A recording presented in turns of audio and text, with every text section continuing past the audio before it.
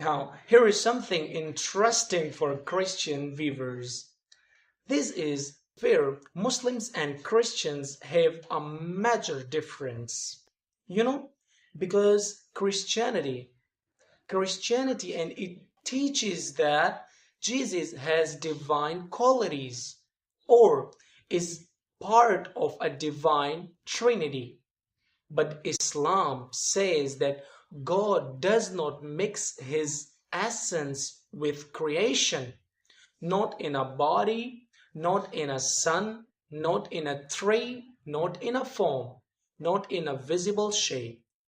Allah is perfect, independent, and unequally one. And this is not an attack on Christians at all. Okay, real question. What would you do if someone walked up to you and said, "Bro, your phone has two honors. One says charge it, while the other says throw it in the water. Both are your masters and obey both." And you would say, "Bro, pick one or go to a doctor because something is wrong," right? Now just imagine that people do this with God, giving one God, the creator, and then giving other beings God level, like spiritual multitasking, and still expecting everything to make sense. Let's actually talk about this madness. Assalamu alaikum wa rahmatullahi wa barakatuh. Welcome back to AR Fiqh, brothers and sisters, where we keep things simple, authentic, and straight from Qur'an and Hanafi Fiqh. Today's topic is huge, one of the most important concepts in Islam, and honestly, one of the most misunderstood, and especially in the West. Today, we are talking about shirk, like what it is and how it happens and why Islam takes it so seriously and why it matters even if someone is not Muslim. And especially because many people in the USA, they grow up hearing ideas about God that mix the creator with creation. So this video might actually clear decades of confusion. Shirk literally means to give a share, to associate something else with Allah, to take something that belongs only to the creator and hand it to a creation. Now, who is Allah in Islam? Let me tell you, He is the one who creates from nothing, the one who controls each and everything, who hears every prayer, who knows every thought, who gives life and death. These powers are exclusive. You cannot copy-paste them onto angels, prophets, saints, ideals, planets, or energy forces.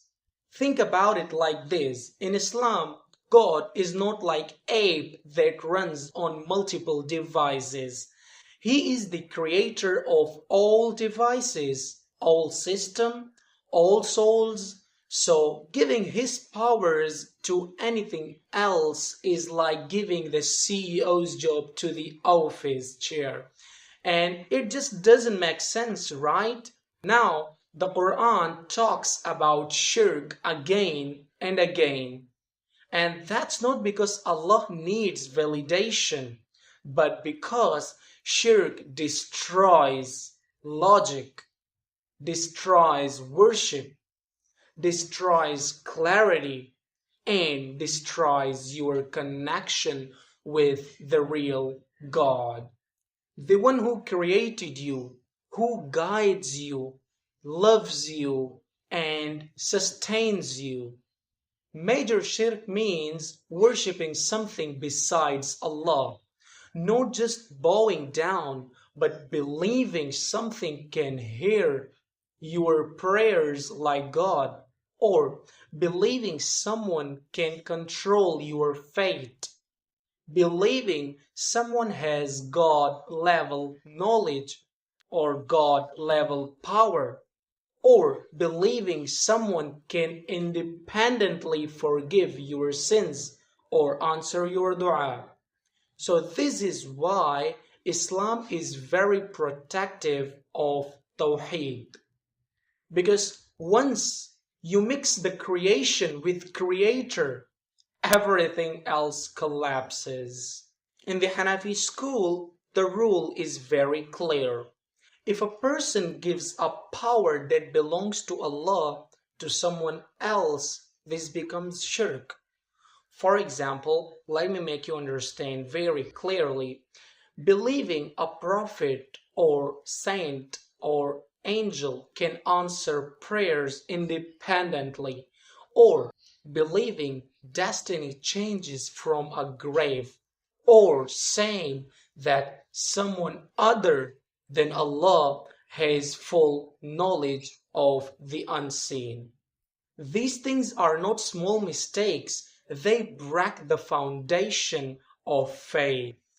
But there is something called minor shirk, which does not remove a person from Islam, but it also damages the connection, like showing off in worship, praying so others praise you, saying phrases that sound like Allah is not in control.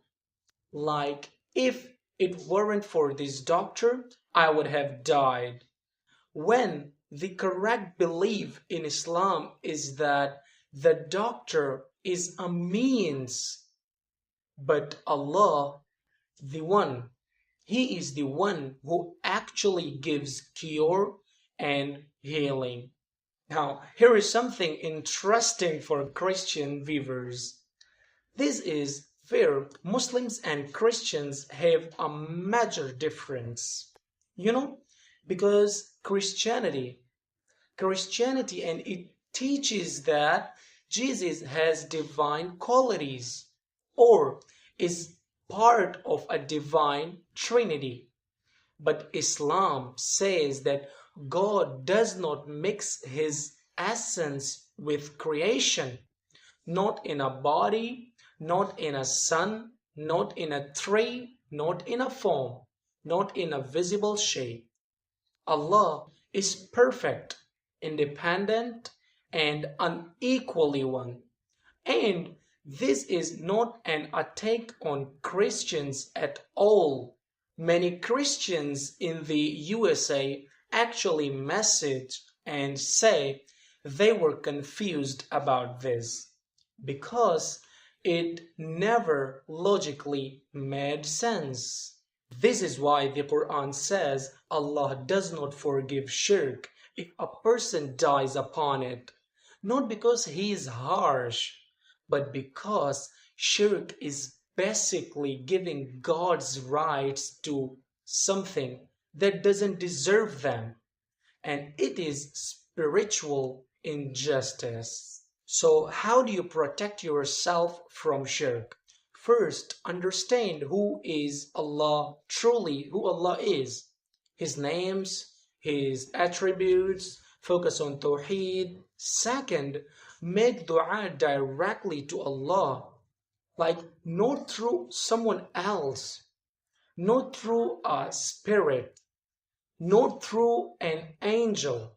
And third, you need to understand that, remember, that every benefit and every harm only comes by Allah's permission. The scholars say Tawheed is the heart of the religion and Shirk is the enemy of the heart because it confuses you about who is in charge of your life, your destiny, your future, and your soul. So think about it like this. When you remove shirk from your life, from your heart, then life becomes very clear. Your worship becomes pure, your dua becomes powerful, and mainly your heart finally rests.